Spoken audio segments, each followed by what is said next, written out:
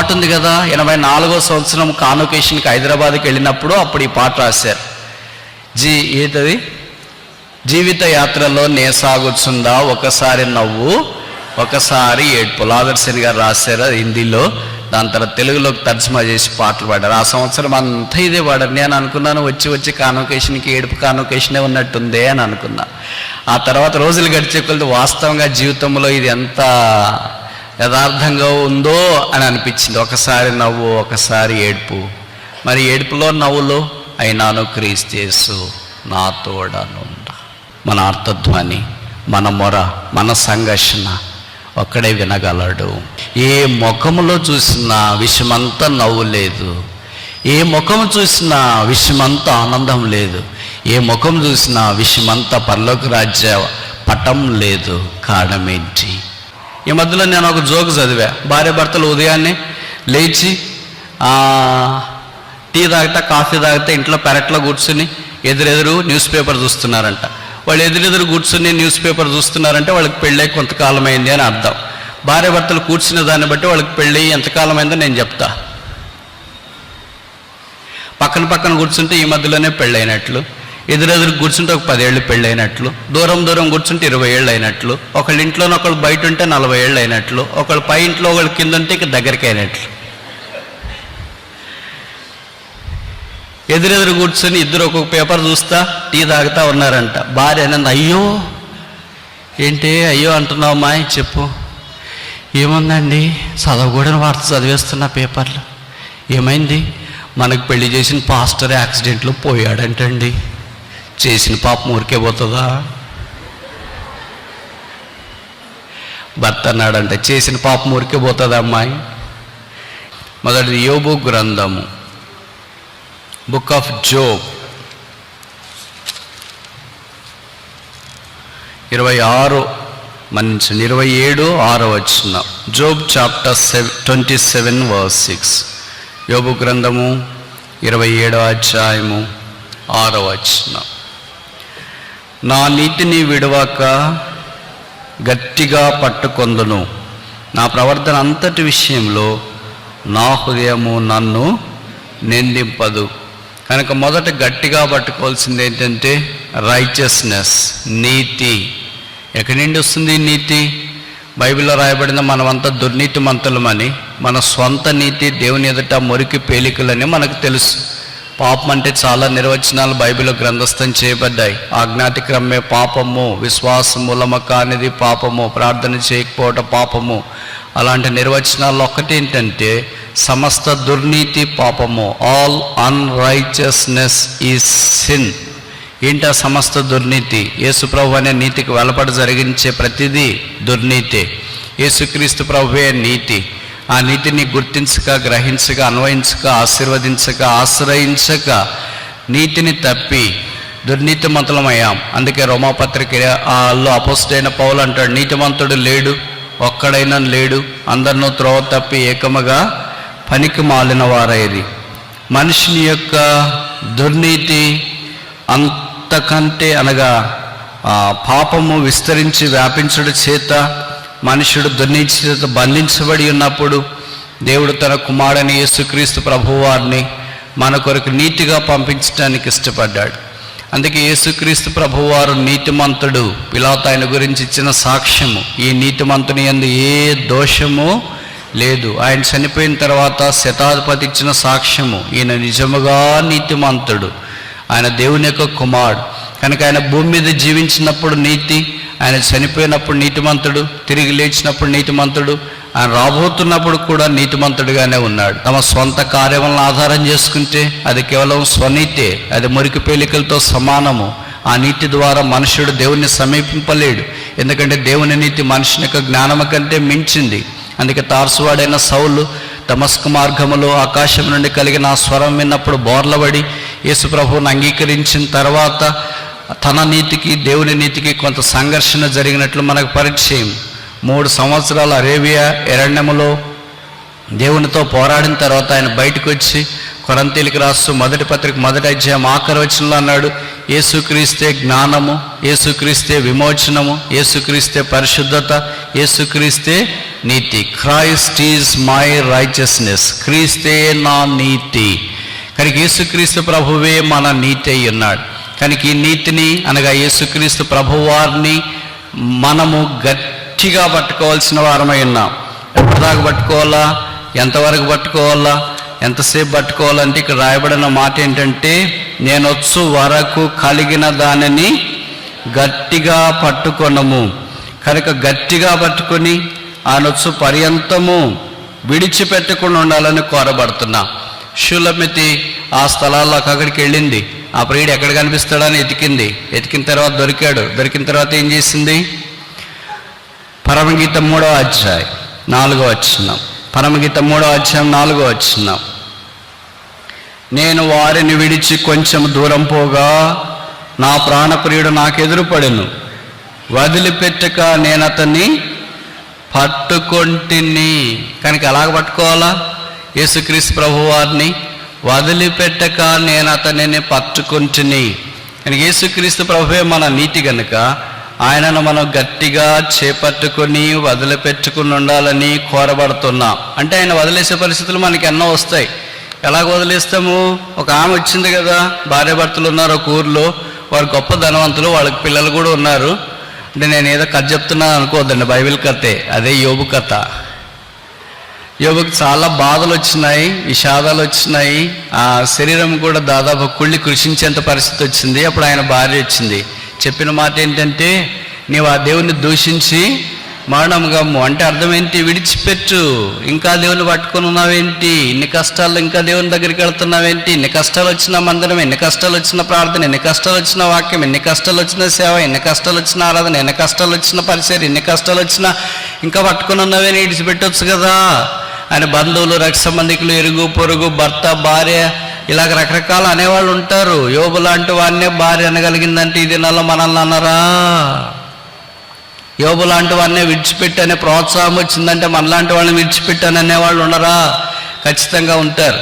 కనుక దేవుణ్ణి విడిచిపెట్టు అనేవాళ్ళకి యోబు ఇచ్చే జవాబు ఏంటి? నువ్వు ఎలాగ మాట్లాడుతున్నావు? మూర్ఖురాలు మాట్లాడినట్లు మాట్లాడుతున్నావు. కనుక మీరు ఏమనుకోకూడదు, దేవుణ్ణి విడిచిపెట్టు అని చెప్పే వాళ్ళు ఎవరు? ఇది నేను చెప్పే మాట కాదు, బైబిల్లో రాసిన మాట. మూర్ఖులు అంటే ఏంటి? ఫూల్స్, అజ్ఞానులు, క్రూకెడ్ పీపుల్, పవర్స్ పీపుల్. మూర్ఖులకు ఈ తరం వారిలో నుండి మీరు వేరై మూర్ఖులైన యజమానులకు మీరు విధేయులు కలిగింది. కనుక లోకమంతా filled with all this crooked people, powers people.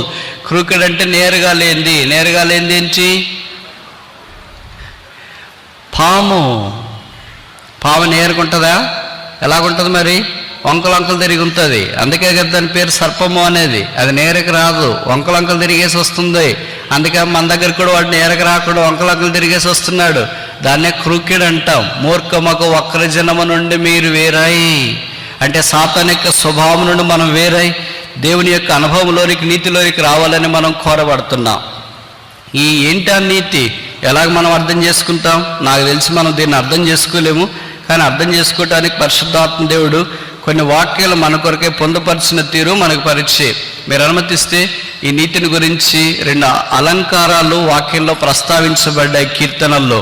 అవి మనం చూడటానికి ప్రయత్నం చేస్తాం. మొదటిది 71వ కీర్తన, Psalm 71 verse 19. 71:19, Psalm 71 verse 19. 71వ కీర్తన 19వ వచనం. దేవా, నీ నీతి మహాకాశమంత ఉన్నతమైంది. ఈ నీతిని గట్టిగా పట్టుకోవాలంట. ఆ నీతి యేసుక్రీస్తు ప్రభువుని చూసినాం. అదెంత ఉన్నతమైనది? మహాకాశమంత ఉన్నతమైనది. నిన్నే మనం చూసినాం. ఆకాశాలు 3. మనకు కనిపించే ఆకాశం 1, రెండవది మధ్యాకాశము, మూడవ ఆకాశము. మూడవ ఆకాశానికి అపోస్తుడైన పౌలు మాత్రం వెళ్ళాడు. మధ్యాకాశంలోనికి యేసు ప్రభు రాబోతున్నాడు. ఇప్పుడు మనకు కనిపించే ఆకాశం అంతా ఆకాశ సమూహాలు ఉన్నాయి. సూర్యుడు, చంద్రుడు, నక్షత్రాలు, పాలపుంతలు ఇవన్నీ వ్యాపించున్నాయి. వీటన్నిటితో పాటు ఆకాశంలో తిరిగే శక్తులు కూడా పనిచేస్తున్నాయి. ఈ ఆకాశం ఎంత ఎత్తుందో భూమికి మనకు తెలియట్లేదు. అందుకే బైబిల్ రాశారు, దేవుని యందు లేదా ఆయన యందు విశ్వాసం ఉంచు వారి కొరకు ఆయన సిద్ధపరిచిన మేలు ఎంత గొప్పది. వారేళ్ళు ఆయనకున్న తలంపులు ఆకాశము భూమికి ఎంత ఎత్తుగా ఉన్నదో అంత ఎత్తుగా ఉంది. ఎంత ఎత్తుందంట? ఎంత ఉందో తెలియదు మరి. ఇప్పటికి హిమాలయ పర్వతాలు 10 కిలోమీటర్లు భూమికి ఎత్తులో ఉంటే ఆకాశం ఇంకెంత ఎత్తుందో అంత ఎత్తు ఆయన యొక్క నీతి ఉంటే, ఆ మహాకాశము అంటే 3వ ఆకాశం అంత ఎత్తు దేవుని నీతి అంటే ఏమర్థమైద్ది? చూడండి, దేవుడు చేసిన ఈ సృష్టి అంతా మనిషిని జ్ఞాపకం చేసుకోవటానికి ఎంత చిన్నదో 8వ కీర్తనలో గ్రంథస్థం చేయబడింది. నీవు కలుగజేసిన ఆకాశ నక్షత్రములను చూడగా.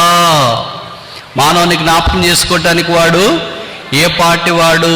ఆ సూర్యుడెంత, నక్షత్రాలెంత, పాలపుంతలెంత, ఇవన్నీ మానవ ఊహకు మించింది.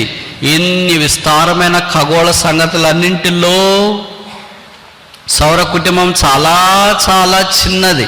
ఆ సౌర కుటుంబంలో భూమి ఇంకా చిన్నది. ఎక్కడ నిన్ను జ్ఞాపకం చేసుకోవటానికి దేవుడు తానే మానవుడిగా భూమి మీదకి దిగి వచ్చాడు. ఆహా, దేవుని బుద్ధి జ్ఞాన బాహుళ్యములు ఎంత దొద్దవి. ఇలాంటి మట్టి పురుగైన మానవుడు మహాకాశాలకు మించిన దేవుని నీతిని ఎలాగ అర్థం చేసుకోగలడు? ఈ మాటలు ఆలోచిస్తున్నాడు. ఇంకెలాగో మనకు ఆకాశం అర్థం కాదు కదా, కనుక దేవుని నీతి కూడా అర్థం కాదు అనుకుని వదిలేస్తామేమో అని. సరే, మీకు ఎలాగో ఆకాశం అర్థం కాదు, భూసంబంధమైన సంగతులే కదా మీకు అర్థమయ్యేది, కనుక ఒకసారి భూమిని కూడా చూడండి అని మనకు చూపించినాడు. ఏంటంటే అది చూస్తామా? కీర్తనలు 36:6, Psalm 36:6, 36వ కీర్తన 6వ వచనం. Psalm 36:6, 36వ కీర్తన 6వ వచనం. నీ నీతి దేవుని పర్వతములతో ఎలాగ ఇంకా ఆకాశం అర్థం కాలేదని దేవుడు భూమి దగ్గరికి వచ్చేసినాడు. మనం అర్థం కాకపోతే పిల్లలకు ఉదాహరణ చెప్పినాం అనుకో, కంప్యూటర్లో లేదా ఏదైనా మ్యాథమెటిక్స్ a+b² = a² + b² అని. అది అర్థం కాకపోతే ఇంకేం చెప్తాం? అబాస్కస్ ఏదో ఒకటి చెప్పడానికి చిన్న దానికి వస్తాం. కనుక అలాగే ఇప్పుడు ఆకాశ మండలం అంటే మనకి ఎలాగ అర్థం కాదనే ఇప్పుడు దేవుడు వచ్చినాడు. మీకు పర్వతాలు తెలుసా అంటే తెలుసు. కొండలు తెలుసా అంటే తెలుసు. మనం అలాంటి కొండలన్నీ ఒక దగ్గర కలిపినారనుకో, అవన్నీ దేవుని పర్వతాలు అనుకో. ఒక్క పర్వతం కాదు, హిమాలయ పర్వతాలు ఒక్కటే భారతదేశానికి చైనాకు పెద్ద సరిహద్దుగా నియమించబడ్డాయి. ఈ హిమాలయ పర్వతాలు ఎత్తు తెలుసు కానీ వెడల్పు ఎంత? హిమాలయ పర్వతాల్లో ఎత్తు తెలుసు కానీ లోతు ఎంత? హిమాలయ పర్వతాలు ఎత్తు తెలుసు కానీ బరువు ఎంత?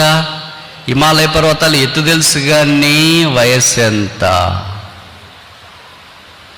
ఓ దేవుడు చేసిన సృష్టిలో ఒక సామాన్యమైన పర్వతం యొక్క బరువు తెలియదు, వెడల్పు తెలియదు, పొడవు తెలియదు, తర్వాత దాని యొక్క సాంద్రత తెలియదు, దాని గురించిన సంగతులు ఏమీ తెలియకపోతే ఇలాంటి పర్వతాలు ఒక్కొక్క దేశంలో ఒక్కొక్కటి ఉన్నాయి అనుకోండి. 250 దేశాల్లో యావరేజ్కి 200 పర్వతాలు వేసుకోండి. ఆ పర్వతాలన్నీ ఒక దగ్గరికి చేర్చండి. దాని ఎత్తు ఎంత, దాని పొడవు ఎంత, దాని వెడల్పు ఎంత, దాని మందం ఎంత, దాని లోతు ఎంత, దాని సాంద్రత ఎంత. ఒకవేళ అలాగ మీరు చేయటానికి ట్రై చేస్తే అంతకంటే నాణ్యత ఎక్కువైంది. ఇప్పుడు ఏమైనా అర్థమవుతుందా? ఇది కూడా అర్థం కాదు. కనుక అంత మైండ్ బ్లాక్ అయిపోతుంది మనకి. అందుకే యోబు అన్నాడు, నా నీతిని నేను గట్టిగా పట్టుకొని ఉందును. యేసుక్రీస్తు ప్రభువారు మహాకాశాల కంటే గొప్పవాడు. దేవుని పర్వతములతో సమానమైన నీతి కంటే గొప్పవాడు. కనుక ఆ ప్రభువును విడిచిపెట్టక ఆయనను పట్టుకొని ఉండాలని మనం కోరబడుతూ ఉన్నాం. మీకు కలిగిన దానిని గట్టిగా చేపట్టండి. రెండవది కొలస్సీ పత్రిక మన్నించండి, ఫిలిప్పీ పత్రిక 2వ అధ్యాయం 16వ వచనం. Philippians chapter 2 verse 16. 2:16, ఫిలిప్పీ 2:16. అట్టి జనము మధ్యను మీరు జీవవాక్యమును చేతబట్టుకొని లోకమందు జ్యోతుల వల్లే కనబడుతున్నారు. అందువల్ల నేను వ్యర్థముగా పరిగెత్తలేదనియు, నేను పడిన కష్టం నిష్ప్రయోజనం కాలేదనియు, క్రీస్తు దినమున నాకు ఏ వాక్యము? జీవవాక్యము చేతబట్టుకొని ఎలా కనిపిస్తున్నారంట? జ్యోతుల వల్లే కనిపిస్తున్నారు. కనుక ఇప్పుడు అన్నీ మన పేర్లు మార్చాలా. ఏమని పేరు మార్చాలా? జ్యోతెక్క, జ్యోతెన్న, జ్యోతెక్క 1, జ్యోతెక్క 2, జ్యోతెక్క 3, జ్యోతెన్న 1, జ్యోతెన్న 2, జ్యోతెన్న 3 అలాగ పెట్టుకోవాలా. పేర్లే మనం అలాగ పెట్టుకుంటా. కొన్నిసార్లు జ్యోతి అని, జ్యోతెన్న అని. ఆ జ్యోతి ఏముండదు, ఎందుకని ఆరిపోయింది. ఎందుకు ఆరిపోయింది? హృదయం లేని శరీరం నూనె లేని దీపం లాంటిది. ఇంకోసారి చెప్పనా? హృదయం లేని శరీరం అంటే మనసు లేని శరీరం నూనె లేని దీపం లాంటిది. ఒక పెద్ద దీపం తీసుకొని వచ్చినాం, ఒత్తి పెట్టినాం, పెద్దగా అంటించాలని అంత పక్కన పెట్టేసినాం, కానీ ఏం లేదు, దానికి నూనె లేదు. నూనె లేకపోతే ఆ దీపం ద్వారా ఏం ఉపయోగం ఉంది? అలాగే మన జీవితంలో కూడా హృదయము, మనస్సు, ఆత్మ లేని శరీరము నూనె లేని దీపం లాంటిది. ఆ నూనె పరిశుద్ధాత్మ దేవుడు. ఇప్పుడు ఈ వాక్యం అనే జ్యోతిని మనం పట్టుకొని లోకములో జీవవాక్యమును చేతబట్టుకుని లోకంలో జ్యోతుల వలె కనబడుతున్నారు. అంటే వెలుగు. యేసుప్రభు అన్నాడు కదా, you are the light of the world, మీరు లోకమునకు వెలుగై ఉన్నారు. అలాగే యోహాన్ రాసిన మొదటి పత్రిక 1వ అధ్యాయం 5వ వచనంలో చెప్పబడింది, గాడ్ ఈజ్ లైట్, దేవుడు వెలుగై ఉన్నాడు. ప్రకటన గ్రంథం 1వ అధ్యాయంలో చెప్పబడింది, లెట్ దెర్ బి లైట్, వెలుగు కలుగునుగాక. వెలుగు చాలా ప్రాముఖ్యం. వెలుగు కలుగునుగాక అనే దగ్గర మొదట వేరే చెప్పిండొచ్చు కదా, బంగారం కలుగునుగాక, వెండి కలుగునుగాక, ఇత్తడి కలుగునుగాక, రియల్ ఎస్టేట్లు కలుగునుగాక, ఏసీ కలుగునుగాక, భూమి కలుగునుగాక, నీళ్లు కలుగునుగాక, అలాగే చెప్పొచ్చుగా. వాటన్నిటికంటే ప్రాముఖ్యమైనది ఏంటి? వెలుగు. వెలుగు లేకపోతే ఏమి జీవించలేవు. సూర్యరశ్మి లేకపోతే మొక్కలు బతకలేవు. సూర్యరశ్మి లేకపోతే జంతువులు బతకలేవు. భౌతికమైన సూర్యుడు లేకపోతేనే ఎవరు బతకలేకపోతే, నీతి సూర్యుడు లేకపోతే ఎలాగ బతుకుతాం? కనుక నీతి సూర్యుని యొక్క వెలుగు మన జీవితాలకు ఎంతో అవసరం. అందుకే యేసుప్రభు అన్నాడు, నేను లోకమునకు వెలుగై ఉన్నాను, నా యందు విశ్వాసం ఉంచువాడు చీకట్లో నడవక జీవపు వెలుగు కలిగి ఉండును. కనుక ఆయన వెలుగులోనికి వచ్చిన మనము వెలుగైన యేసుని అంగీకరించి లోకంలో వెలుగుతూ ఉండాలి. అనగా ఆత్మ ద్వారా దేవుని యొక్క కార్యము మనలో ప్రబలమై వ్యాపిస్తూ ఉండాలి. దేవుని యొక్క వాక్యం అందరి దగ్గర ఉంది, కానీ వాక్యం కొంతమంది దగ్గర పనిచేస్తుంది, కొంతమంది దగ్గర పనిచేయట్లేదు. కొంతమంది దగ్గర పనిచేయటానికి కారణం ఏంటి? అక్కడ నూనె కనిపిస్తుంది. అంటే ఆత్మదేవుడు పనిచేస్తున్నాడు. ఆత్మ వాక్యాన్ని వాడుకొని మన అక్కడికి వెళ్తే మనకు మాట్లాడుతున్నాడు కనుక ఆ వాక్యం మనకు పనిచేస్తుంది. కొంతమంది దాన్ని పనిచేయడానికి ఇష్టపడట్లేదు కనుక ఆత్మను ఆర్పేసినారు, ఆత్మను నష్టపరిచినారు, ఆత్మను దుఃఖపరిచినారు కనుక వాక్యం మామూలుగా వచ్చినప్పుడు అది వెలుతురు లేని దీపముగా, నూనె లేని దీపముగా కనిపిస్తుంది. ఆ కారణాన ఇతరులకు మనమేమి సహాయం చేయలేని, ప్రకాశించలేని వారిగా ఉన్నా, చీకట్లో ఉన్న వారి దగ్గరికి దీపం తీసుకెళ్తే వెలగకుండా చీకటేగా, వెలిగే దీపం తీసుకెళ్తే ఇతరులకు వెలుగు కలిగిస్తుంది. కనుక క్రైస్తవ జీవితం ఈ చీకటి లోకములో, చెడ్డ దినాల్లో సామాన్యమైన ప్రజలుగా జీవిస్తున్న వారి మధ్యలో ఆత్మ సంబంధమైన వెలుగును తీసుకురావాలని దేవుని యొక్క అభిప్రాయం. ఆ వెలుగే లేకపోతే, ఆ దీపమే లేకపోతే చాలా నిర్మానుష్యం. అందుకే ప్రతి ఇంటికి స్త్రీ ఒక దీపం, ప్రతి సంఘానికి కుటుంబం ఒక దీపం, ప్రతి సమాజానికి సంఘం ఒక దీపం, ప్రతి సమాజం దేశమునకు ఒక దీపం, దేశం ప్రపంచానికి దీపం. సముద్ర తీరాన్ని లైట్ హౌస్, దీపస్తంభం అని ఒకటి కనిపిస్తుంది. అది లేకపోతే సముద్ర ప్రయాణం చేసే నావికులకు కష్టం. అలాగే కుటుంబంలో భార్య, భర్త ఇలాంటి దీపాలు ఆరిపోతే, నూనె లేకపోతే ఆ ఇల్లు మనుగడ సాగించడం కష్టం. అందుకే ఇద్దరు కలిసి దేవుడి కొరకు జీవించుట చాలా ప్రాముఖ్యం. నాదే ముందులైన ఒకళ్ళు, నాదే ముందులైన ఒకళ్ళు, ఒకళ్ళ దీపం మార్పుకొని ఒకళ్ళ దీపం పెట్టుకుంటే ఏం లాభం ఉంది? అందుకనే every family is a mini church. ప్రతి కుటుంబము ఒక చిరు దీపం లేదా చిన్న సంఘం. కుటుంబాలు బాగుంటేనే సంఘాలు బాగుంటాయి. సంఘాలు ఈ దినాన్ని భ్రష్టు పట్టిపోయినాయండి అని చాలామంది చెప్తుంటారు. సంఘాలు భ్రష్టు పట్టిపోవటానికి కారణాలు ఏంటంటే కుటుంబాలు భ్రష్టు పట్టిపోయినాయి. కుటుంబాలు భ్రష్టు పట్టిపోవటానికి కారణం ఏమంటే వ్యక్తులు భ్రష్టు పట్టిపోయారు. వ్యక్తులు భ్రష్టు పట్టిపోవటానికి కారణం ఎవరంటే వాళ్ళే. ఇంకెవరి గురించి ఆలోచించుకోవాల్సిన పని ఉండదు. అందుకే ఈ దినాల్లో లోకంలో ఎక్కడ చూసినా అందరికంటే జోకులు ఎవరి మీద వస్తున్నాయి ఎక్కువ అంటే భార్య భర్తల మీదే వస్తున్నాయి. ఈ మధ్యలో నేను ఒక జోక్ చదివా. భార్య భర్తలు ఉదయాన్నే లేచి టీ తాగితే, కాఫీ తాగితే ఇంట్లో పెరట్లో కూర్చుని ఎదురెదురు న్యూస్ పేపర్ చూస్తున్నారంట. వాళ్ళు ఎదురెదురు కూర్చుని న్యూస్ పేపర్ చూస్తున్నారంటే వాళ్ళకి పెళ్ళై కొంతకాలం అయింది అని అర్థం. భార్య భర్తలు కూర్చునే దాన్ని బట్టి వాళ్ళకి పెళ్ళి ఎంతకాలం అయిందో నేను చెప్తా. పక్కన పక్కన కూర్చుంటే ఈ మధ్యలోనే పెళ్ళైనట్లు, ఎదురెదురు కూర్చుంటే ఒక 10 ఏళ్ళు పెళ్ళైనట్లు, దూరం దూరం కూర్చుంటే 20 ఏళ్ళు అయినట్లు, ఒకళ్ళ ఇంట్లోనే ఒకళ్ళు బయట ఉంటే 40 ఏళ్ళు అయినట్లు, ఒకళ్ళు పై ఇంట్లో ఒకళ్ళు కింద ఉంటే ఇక దగ్గరికి అయినట్లు. ఎదురెదురు కూర్చొని ఇద్దరు ఒక్కొక్క పేపర్ చూస్తా టీ తాగుతా ఉన్నారంట. భార్య అనేది, అయ్యో ఏంటి అయ్యో అంటున్నావు అమ్మాయి, చెప్పు. ఏముందండి, చదవకూడని వార్త చదివేస్తున్న పేపర్లో. ఏమైంది? మనకు పెళ్లి చేసిన పాస్టర్ యాక్సిడెంట్లో పోయాడంటండి. చేసిన పాపం ఊరికే పోతుందా? భర్త అన్నాడంటే చేసిన పాపం ఊరికే పోతుందా అమ్మాయి? ఏం పాపం చేశాడు పాస్టర్ గారు? ఇద్దరికి పెళ్లి చేశాడు. కనుక జోకులన్నీ భార్య భర్తల మీదే సాధారణంగా పేలిపోతూ ఉంటాయి. ఈ దేవుని యొక్క క్రైస్తవ కుటుంబముగా వారు దీపముగా ఉన్నప్పుడు సంఘం దీపం అవుతుంది. అందుకే దీపం మారిపోకుండా ప్రకటన గ్రంథంలో మన రక్షకుడు ఏం చేస్తున్నాడో చూడండి. మొదటి అధ్యాయం, బుక్ ఆఫ్ రెవల్యూషన్ చాప్టర్ 1. ప్రకటన గ్రంథం మొదటి అధ్యాయం.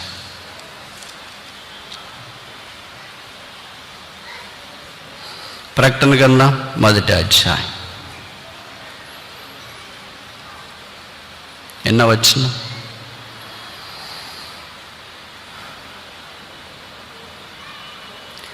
13వ వచనం. 7 సువర్ణ దీపస్తంభములను, ఆ దీపస్తంభముల మధ్యను మనుష్య కుమారుని పోలిన చూచితిని. దీపస్తంభముల మధ్య కనుక ఇప్పుడు మన ప్రభువారు ఎక్కడున్నారు? దీపస్తంభాలు ఏంటి? సంఘాలు. సంఘాల మధ్యలో ఎవరున్నారు? పునరుత్థానుడైన యేసు. దీపస్తంభాల మధ్యలో ఎందుకున్నాడు? ఒకవేళ దీపంలో ఏదైనా నూనె అయిపోతే లేదా మసిస్తే మండకపోతే దాన్ని సరి చేయటానికి, ట్రిమ్ చేయటానికి, బాగు చేయటానికి పునరుత్థానుడైన యేసు ప్రభువారు అక్కడ. మనం పొయ్యికి మంట పెట్టామనుకోండి, మంట పెట్టే సంత తిరిగేసి వేరే వాళ్ళతో ఫోన్లో మాట్లాడితే అది ఇది వచ్చేటప్పటికి మంట అంతా ఆరిపోయి ఉంటుంది, అన్నమంతా పాడై ఉంటుంది.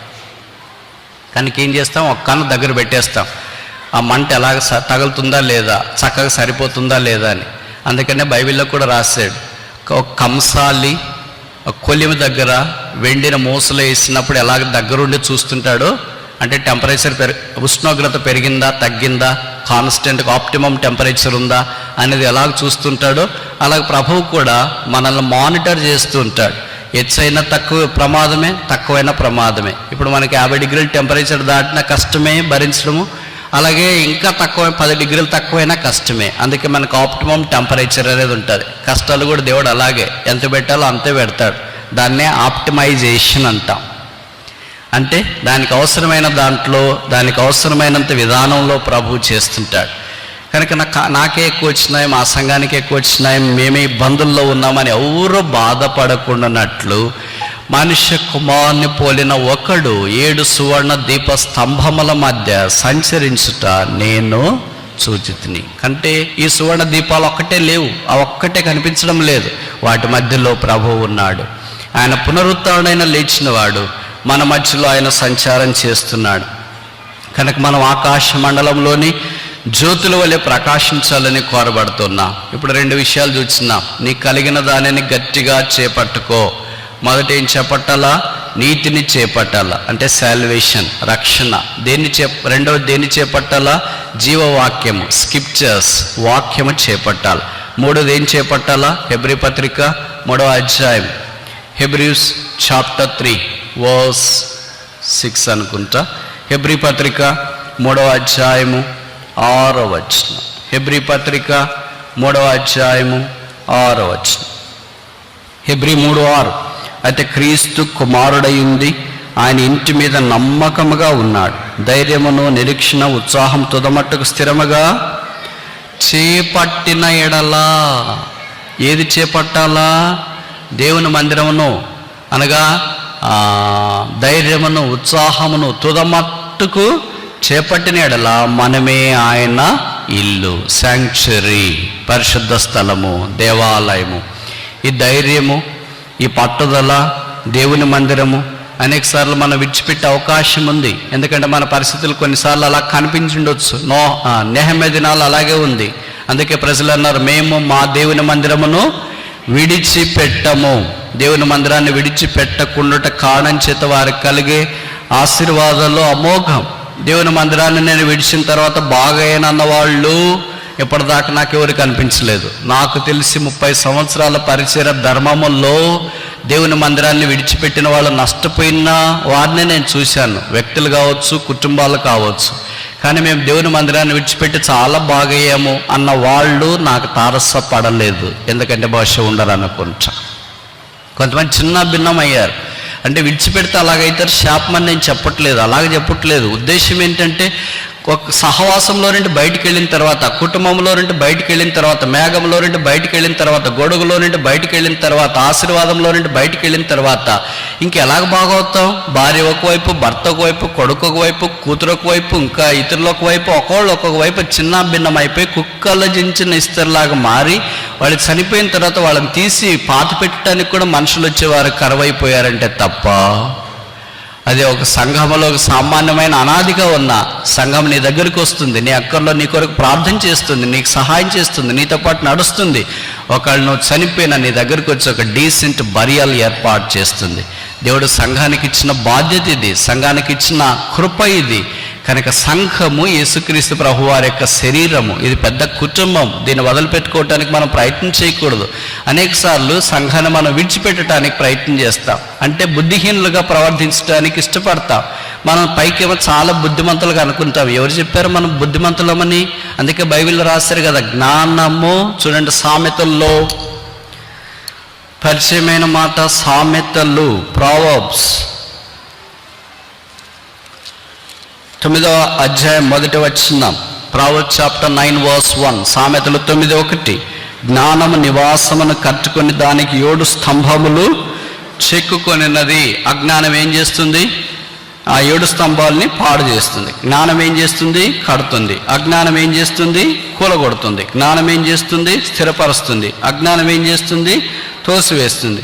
అందుకనే బైబిల్లో రాశారు కదా, దేవుని యొక్క వాక్యమును ఆధారం చేసుకుని ఎవరైతే తమ ఇంటిని కట్టుకుంటారో, అంటే బండ మీద పునాది వేయబడినట్టుగా కట్టుకుంటారో వారు జ్ఞానవంతులని. వర్షం వచ్చింది, గాలి వచ్చింది, దాని మీద కొట్టాయి, వరదలు వచ్చినాయి, కానీ ఆ ఇల్లు కూలిపోలేదు. ఎందుకంటే అది బండ మీద పునాది వేయబడింది. ఆ బండ క్రీస్తే. ఈ సంగమనకు శిరస్సు క్రీస్తే. వాళ్ళెవరు? బుద్ధివంతులు. మనం ఎలాగ ప్రవర్తిస్తాం? బుద్ధి లేని వారిగా ప్రవర్తిస్తాం. బుద్ధి లేదు అంటే చదువు లేదని కాదు అర్థము. కొన్నిసార్లు చదువుకున్న వాళ్ళకంటే చదువు రానోళ్ళే మేలని అనిపిస్తుంది. వాళ్ళకి ఎక్కువ జ్ఞాపక శక్తి, వాళ్ళకే గుర్తు, వాళ్ళే అన్ని చక్కగా ఎగ్జిక్యూట్ చేయగలరు. కొంతమంది చదువు వచ్చిన వాళ్ళు అంత చక్కగా వాళ్ళ వల్లే ఎగ్జిక్యూట్ చేయలేరు అంటే తప్పు కాదేమో. ఇప్పుడు దేవుని మందిరములో మనం బుద్ధి కలిగిన వాళ్ళమా, బుద్ధి లేని వారమా? ప్రభువారు జ్ఞానం కలిగిన వాడు, ఆయన దేవుని జ్ఞానము. Christ is the wisdom of God. బుద్ధిమంతుల వలె, జ్ఞానం కలిగిన వారి వలె ఆత్మ సంబంధమైన దేవుని మందిరము కట్టబడట్లో మనం ప్రయాసపడుతున్నామా, లేదా దేవుని మందిరాన్ని కూల్చుటలో, నష్టపరచుటలో, పాడు చేయుటలో ప్రయాసపడుతున్నాం? కట్టేవాడు ప్రభువు, కూల్చేవాడు సాతాను. అందుకే మత్తయి సువార్త 16:18 యేసు ప్రభు అన్నాడు, బండ మీద నా సంఘమును కట్టుదును, పాతాళలోక ద్వారములు దాని ఎదుట నిలువనేరావు. దైవికమైన బుద్ధిమంతులు ఉంటే మనం ఎంత బాగుంటాం. కడపలో ఉన్నప్పుడు తల్లికి ఎంత భారమో పిల్ల, కడప బయటకు వచ్చిన తర్వాత భుజం మీద ఉన్నప్పుడు కూడా అంతే భారం. 9 నెలలు మోసి కన్నకు బిడ్డ కడపలో ఎంత బరువు ఉందో భుజం మీద కూడా అంతే బరువు. అది తల్లి హృదయం, తండ్రి హృదయం. మనల్ని ప్రేమించి మన కొరకై శిలువ మీదకి వెళ్ళి రక్తము కార్చి చనిపోయి సమాధి చేయబడి తిరిగి లేచిన దేవునికి మనం భారమా? మన కష్టాలు భారమా? మన దుఃఖం భారమా? మన అవమానం భారమా? మనమే అనుకుంటాం ఈ దేవుడు చేయలేడు, మా ఆయన్ని దేవుడు మార్చలేడు, మా ఆవిడని మార్చలేడు, మా సేవకుని మార్చలేడు, మా బోధకుని మార్చలేడు, మా పరిస్థితులు మార్చలేడు, ఇది దేవుడు చేయలేడు, ఇది దేవుడికి సాధ్యం కాదు, నేనే చేసుకోవాలా, నేనే భరించాలా, ఇది నా వల్ల అవుతుంది, ఇది దేవుడి వల్ల కాదు. అయ్యో, ఎంత బుద్ధిహీనం అయిపోయాం, ఎంతగా పడిపోయాం, ఎంతగా పతనమైపోయాం. ఆయన దగ్గరికి వచ్చినాము, రక్షణ పొందినాము, ఆనందంతో ఉన్నాము, ఆయనతో మనం యాత్రలో సాగిపోతూ ఉన్నాము.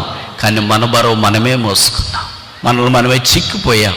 అందుకే బీపీలు ఎక్కువైనాయి, షుగర్లు ఎక్కువైపోయినాయి, అనారోగ్యాలు ఎక్కువైపోయినాయి, ఒత్తిళ్ళు ఎక్కువైపోయాయి, పోరాటాలు ఎక్కువైపోయినాయి.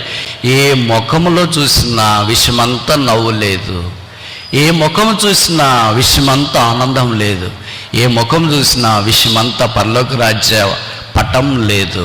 కారణం ఏంటి? మన భారం మనమే మోస్తున్నాం. ప్రభు అన్నాడు, ప్రయాసపడి భారం మోసుకుంటున్న సమస్త జనులారా నా యొద్దకు రండి, నేను మీకు విశ్రాంతిని కలగజేస్తాను. మా భారం ఎక్కడ మోస్తావులే ప్రభువా, ఇప్పటికే చాలామంది భారం మోసేసాం కనుక మా భారం మేమే మోస్తాం అని అనేకసార్లు మనమే బుద్ధిహీనంగా ప్రవర్తిస్తూ వచ్చినాం. మన బుద్ధిహీనతను ఒప్పుకొని క్షమాపణ పొంది ఆయన దగ్గరికి వచ్చి ఆయన పాదాల మీద పడాడు. ఆయన మీ విషయమై చింతించుచున్నాడు.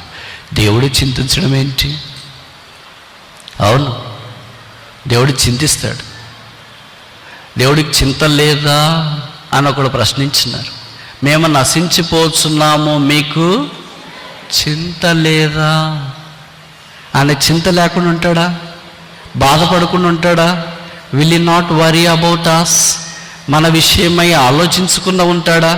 ఒక తల్లి తండ్రి పెళ్ళైన తర్వాత పిల్లల కొరకు ప్రయత్నించి లేదా ప్రార్థిస్తున్నప్పుడు దేవుడు వారి గర్భాన్ని తెరిచి పిల్లలు ఇవ్వబోతున్నాడని వాళ్ళకి అర్థమైన తర్వాత పుట్టబోయే పిల్లల కొరకు ఎంత ప్రణాళిక ఏర్పాటు చేసుకుంటారు. కొడుకు పుడితే ఏం పేరు పెట్టాలా, కూతురు పుడితే ఏం పేరు పెట్టాలా, ఎక్కడ పేరు పెట్టాలా, ఎలాంటి డ్రెస్ తీసుకురావాలి, ఎలాంటి ఆట వస్తువులు తీసుకురావాలి, ఎలాంటి వారికి సౌకర్యాలు కలిగించాలా, ఇలాగ పుట్టబోయే వారి కొరకు ఇంత ప్రణాళిక 70-80 ఏళ్ళు బతికే తల్లిదండ్రులకే ఉంటే శాశ్వత కాలం మొదలుకొని శాశ్వత కాలము దాకా నిత్యుడకు తండ్రిగా, జ్యోతిర్మయుడిగా, పునరుత్థానముడైన దేవుడిగా, సత్య స్వరూపైన దేవుడికి మన విషయమై పట్టింపు లేదని అనుకోవడం ఎంత బుద్ధిహీనత! ఈ బుద్ధిహీనుడు నేనే, ఈ బుద్ధిహీనులు మనమే. ఈ బుద్ధిహీనులైన మనల్ని బుద్ధిమంతులుగా చేయట కొరకై ఆయన జ్ఞానం ద్వారా నివాసమును కట్టాడు. అదే సంఘము. రెండవ బుద్ధిహీనుడు ఎవరు? ఎక్కడో పోగొట్టుకున్నాడు, వెలుతురులో వెతుకుతున్నాడు. మనం ఎక్కడో పడిపోయాం. మనం ఇతరులను రక్షించే విషయంలో, ప్రార్థన చేసే విషయంలో మనందరికీ తెలుసు. మీరు ఒప్పుకున్నా ఒప్పుకోకపోయినా మనందరం ఒక్క విషయంలో పడిపోయినాం. అదేంటంటే ఇతరుల కొరకు ప్రార్థన చేయట. సమూయేలు అన్నాడు కదా, నేను మీ కొరకు ప్రార్థన చేయని యెడల నేను పాపం చేసిన వాడను. కనుక దేవుని సన్నిధిలోనికి వచ్చినప్పుడు ఆ విషయంలో మనం పాపం చేశాం. వారి కొరకు ప్రార్థన చేయటానికి బదులుగా, వారి విషయమై దేవుని సన్నిధిలోనికి తీసుకురావడానికి బదులుగా వారిని రకరకాలుగా మన మనసులో తలంచుకుంటూ వచ్చినాం. దీంట్లో మనం ఓడిపోయాం. ఎక్కడో పడిపోయి ఎక్కడో ఎతుకుతున్నాం. ఎలాగ దొరుకుతుంది? మూడవది ఏంటి? బయట వాళ్ళకి వినిపిస్తుందా లేదా అని పరిగెత్తుకొని వచ్చినట్లు మన జీవితంలో కూడా మన అంతరంగమైన పోరాటంలో సంఘర్షణలు బయట వాళ్ళకి వినిపిస్తున్నాయా లేదని మనం పరుగున ఎడుతున్నా. మన ఆర్తధ్వని, మన మొర, మన సంఘర్షణ ఒక్కడే వినగలడు. ఆయనే ప్రభువు. ఆయన వినుటకు చెవి ఎగ్గి ఉన్నాడు. ఆయన మన మాట ఆలకించుట కొరకే దిగి వస్తున్నాడు. నీ కలిగిన దాన్ని గట్టిగా చేపట్టు. ఇప్పుడు దాకా చేపట్టవలసిన విషయాలు చూచాం. 3. మొదటిది ఏంటి? నీతి, రక్షణ. రెండవది ఏంటి? వాక్యము, స్క్రిప్చర్స్. మూడవది ఏంటి? శాంక్చురీ, పరిశుద్ధ స్థలము, దేవుని మందిరము. అందుకే దేవుని నివాస స్థలం, దేవుడున్న స్థలం, దేవుడు మాట్లాడే స్థలం. మందిరాన్ని నిర్లక్ష్య పెట్టక అంతం వరకు తుదమట్టుకు చేపట్టిన ఎడల మనమే ఆయన ఇల్లు. ముందుకెళ్ళక మనపు 4-5 బుద్ధిహీనుడు ఎవరు? ఊహల్లో, కలలో వచ్చినాయి వాళ్ళకి. ఎవరికో సింహం ఉన్నట్లు, ఎవరికో మేకలు ఉన్నట్లు. విచిత్రం ఏంటంటే వాళ్ళిద్దరికి సింహం లేదు, మేకలు. కనుక మనం కూడా అలా అనుకుంటాం, నాకు కళలో ఇది వచ్చింది, నాకు దర్శనంలో ఇది వచ్చింది, వాళ్ళు వీళ్ళని కొట్టినారు, వీళ్ళు వాళ్ళని కొట్టినారు, వాళ్ళ ఆయన చనిపోయాడు, వీళ్ళ ఆవిడ చనిపోయింది, వాళ్ళ పిల్లలు చనిపోయారు. ఇవన్నీ నీకెందుకు వస్తాయా అని, నిన్ను గురించి రాకుండా వేరే వాళ్ళని గురించి నీకెందుకు వస్తాయి? నాకు ఆశ్చర్యం వేస్తుంది. వేరే వాళ్ళు చచ్చిపోయేది నీకెందుకు? వేరే వాళ్ళు బతికేది నీకెందుకు? వేరే వాళ్ళు నష్టపోయేది మీకెందుకు? ఏదైనా వేరే వాళ్ళని గురించి నీకు వస్తే ఆత్మ సంబంధమైన విషయం వస్తుంది, మంచిది వస్తుంది, ఆసక్తికరమైనది వస్తుంది, ప్రోత్సాహకరమైనది వస్తుంది. దానిలకు వచ్చినాయి, రాజులకు వచ్చినాయి దర్శనాలు, కళలు, రాబో చరిత్రలకు జ్ఞాపకం చేసే వచ్చినాయి. అందుకే వారు ఆత్మ సంబంధమైన విధానంలో గొప్పవారయ్యారు. మనం ఏదేదో ఆలోచించుకుంటున్నాం, వాళ్ళు నాకు ఈడు చేస్తారు, వీళ్ళు నాకు ఈడు చేస్తారు అని ఆలోచించుకొని పడుకుంటాం కనుక రాత్రి కళలో అవే వస్తాయి. ఉదయం లేచిన తర్వాత వాళ్ళు ఇలాగ చేశారు, వీళ్ళు ఇలాగ చేశారు అని అనుకుంటాం. అలాగ మనము నష్టపోయి కృంగిపోయి దేవుని సన్నిధిలో నుండి దూరం అయిపోయా. జ్ఞానము గల యేసు బుద్ధిహీనులమైన మమ్ములను శిలువ రక్తం చేత కడిగి సమకూర్చి నీ ప్రజలకు అంగీకరించు. కలిగిన దానిని గట్టిగా చేపట్టము. 4 చూస్తామా?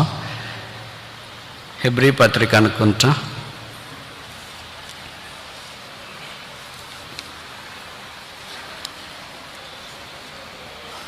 4వ అధ్యాయం 14 వచనం. హెబ్రీ 4:14. హెబ్రీ పత్రిక 4వ అధ్యాయము 14 వచనం. ఆకాశ మండలం గుండా వెళ్ళిన దేవుని కుమారుని యేసును గొప్ప ప్రధాన యాజకుడు మనకున్నాడు కనుక మనం ఒప్పుకొనిన దానిని గట్టిగా చేపట్టదాం.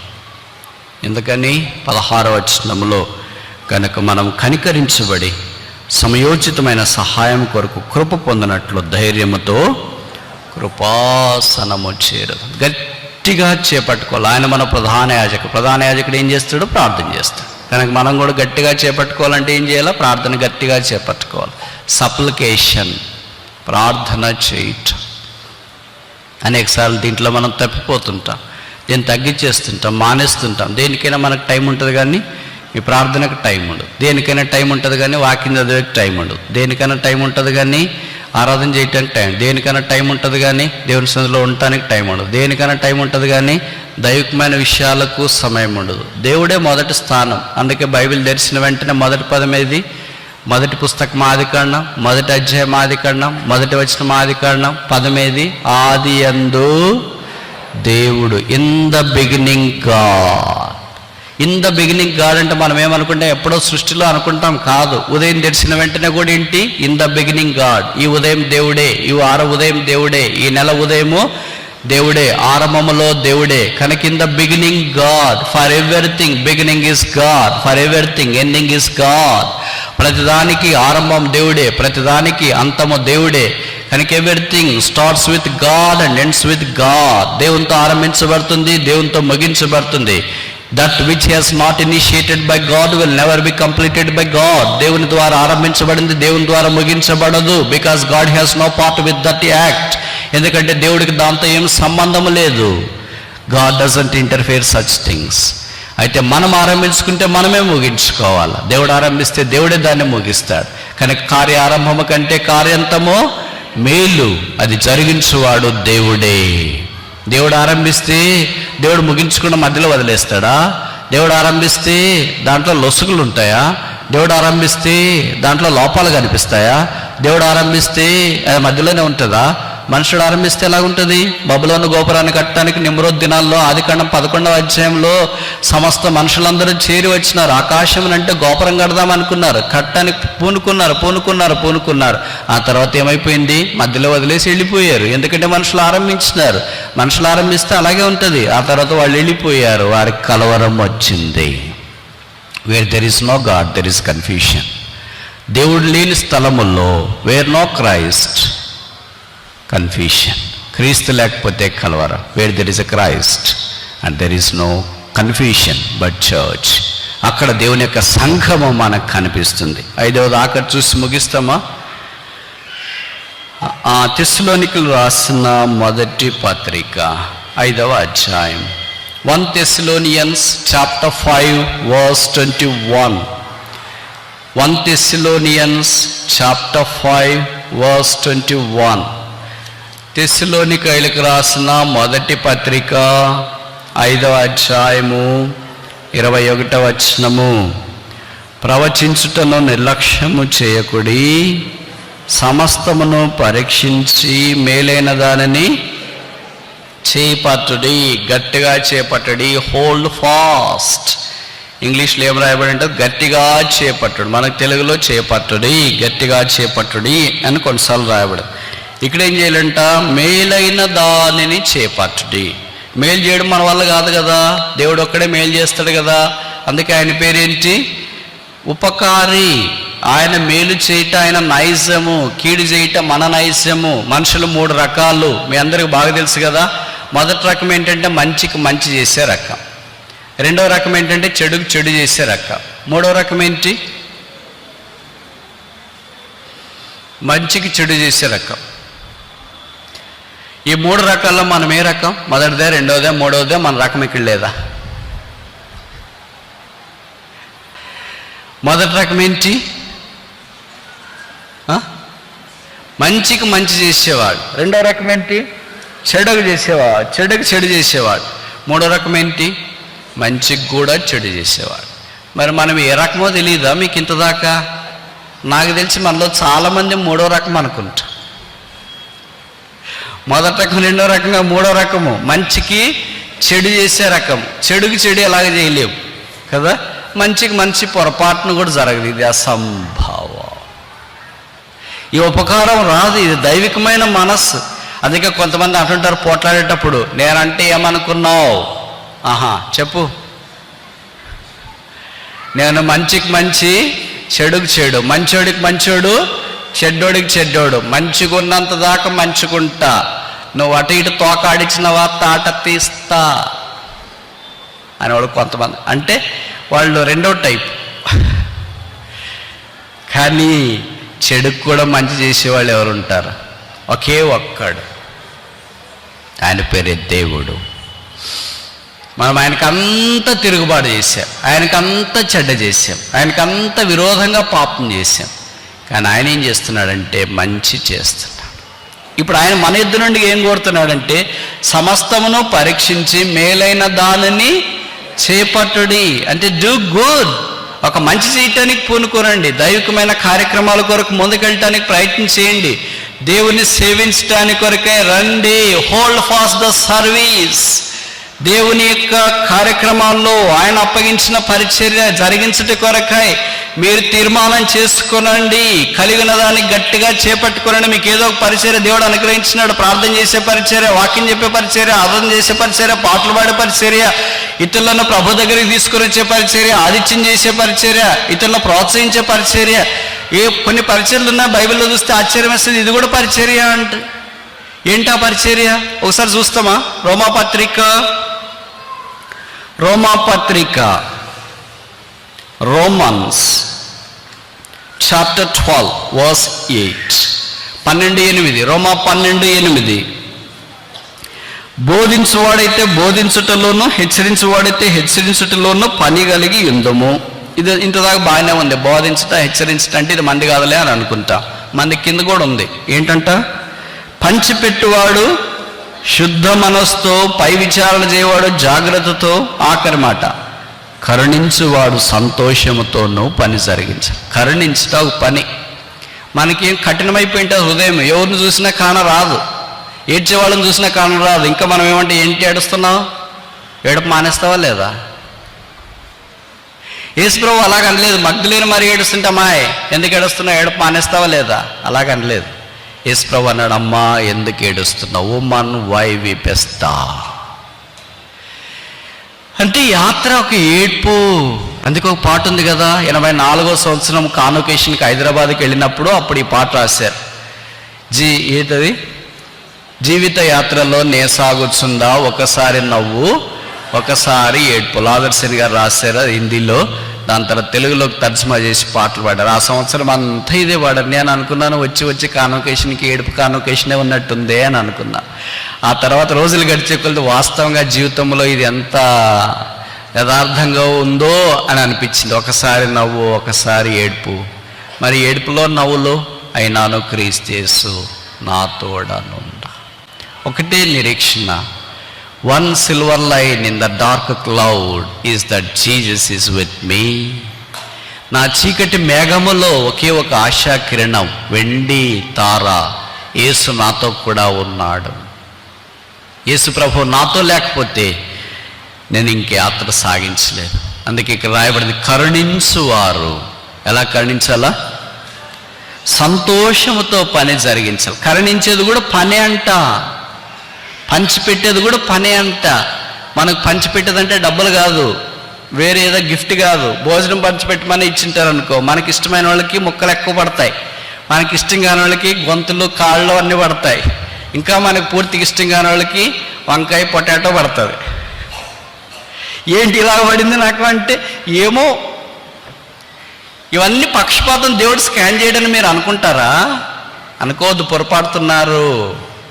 పక్షపాతము చూపుట మంచిది కాదని బైబిల్లో రాశారు. కనుక పంచిపెట్టువాడు ఎలాగ పంచిపెట్టాలా? శుద్ధ మనస్సు. ఇంకా బాగున్నోళ్ళు వాళ్ళు తినకపోవచ్చు, వాళ్ళు తినేక అవకాశం ఉంది, పేదలైన వాళ్ళకి తినే అవకాశం రాకపోవచ్చు. ఇదే వారు ఆశ పెట్టుకొని ఉండొచ్చు. అలాంటి వారు నోరు కొట్టడానికి ధైర్యం చేస్తావా? ఏ వ్యక్తి అయినా ఏ సమయంలోనైనా మనకు కనిపించినప్పుడు, పొరపాటు చేసినప్పుడు, క్రమశిక్షణ చేయటానికి ప్రయత్నం చేసినప్పుడు నోరు కొట్టడం భావ్యమా? నేను ఒక యూనివర్సిటీలో పనిచేస్తున్నా. అంతకు ముందుపు ఆ యూనివర్సిటీకి ఒక వైస్ ఛాన్సలర్ వచ్చినాడు. ఫ్యాకల్టీ అందరికీ మీటింగ్ పెట్టాడు. అంటే టీచర్స్ అందరికీ మీటింగ్ పెట్టాడు. మీటింగ్ పెట్టి ఇలాగన్నా, టీచర్లు అంటే నాకు గౌరవం, నేను కూడా టీచర్నే కనుక మీరంతా బాగా చేసుకుని బాగుపోయా, ఇంకా ఇవన్నీ మామూలుగా చెప్తూనే ఉంటారు కదా, హితబోధ.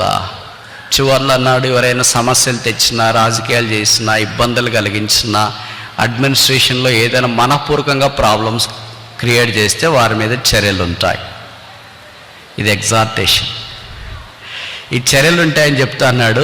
ఎవరు ఏం చేసినా నేను వీపు మీద కొడతా కానీ కడుపు మీద కొట్టాను. ఇప్పటికి నా మాట గుర్తుంది. నేను ఎవరినైనా కానీ వీపు మీద కొడతా కానీ కడుపు మీద కొట్టాను. నా పైన ఉన్న అధికారి నా కడుపు కొట్టడానికి ఇష్టపడకపోతే, ఆత్మీయంగా మనం పైన వారం పేదల కడుపు కొట్టడం, వారిని కరుణించకపోవడం, వారి నోరు కొట్టడం, శుద్ధ మనసుతో వారిని సేవించకపోవడం ఎంత దాకా సమంజసం? దేవుడు మనల్ని కరుణించడానికి పిలిచినాడు. ఎందుకంటే మనం కరుణించబడ్డా. నువ్వు ఎలా క్షమించబడ్డావో వేరే వారిని కూడా మనం అలా క్షమించాలని కోరబడుతూ ఉన్నా. కనుక కరుణ దైవ నైత్యం. ఇప్పుడు ప్రభువును మనము మనకిచ్చిన పరిమాణంలో సేవించాలని కోరబడుతున్నా. ప్రభు అన్నాడు, నేను మీ కొరకు సిలువలో అప్పగించుకున్నాను. నా చేతులు సిలువకున్నాయి, నా కాళ్ళు చేతులు సిలువకున్నాయి, నేనే సిలువ మీద ఉన్నాను. మీరు వెళ్ళి నా కొరకు పని చేయండి. పని చేస్తామా? శుద్ధ మనస్తో కరుణిస్తామా? మంచి మనస్తో జాలి పడదామా? ఆత్మీయంగా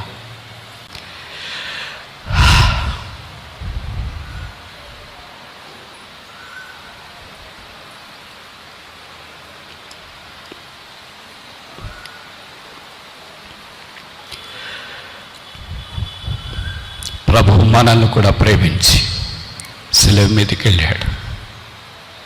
ఆయన చేతుల్లో మేకులు, ఆయన కాళ్ళలో మేకులు, ఆయన దేహం అంతా కూడా దెబ్బలు.